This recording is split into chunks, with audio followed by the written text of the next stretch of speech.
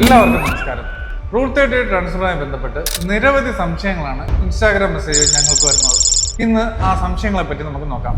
Rule 38 പ്രകാരം ട്രാൻസ്ഫറിന് അപേക്ഷിക്കാൻ കുറഞ്ഞത് 1 വർഷത്തെ സേവനം പൂർത്തിയായിരിക്കണം. PWD കാറ്റഗറിയിലുള്ള ജീവനക്കാർക്കും കമ്പീഷണന്റ് ഗ്രൗണ്ടിൽ നിയമിതരായ ജീവനക്കാർക്കും ഇതിൽ റിലാക്സേഷൻ ഉണ്ട്.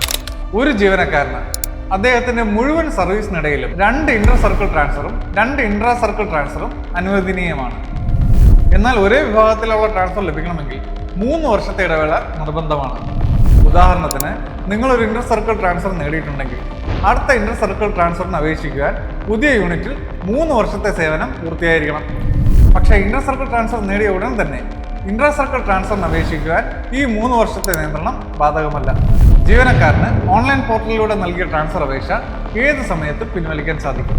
കൂടാതെ പ്രൊവിഷണൽ അലോട്ട്മെന്റ് വന്നതിന് ശേഷം 72 മണിക്കൂറിനുള്ളിൽ ആ ട്രാൻസ്ഫർ ആപ്ലിക്കേഷൻ ഡിക്ലൈൻ ചെയ്യാൻ സാധിക്കും.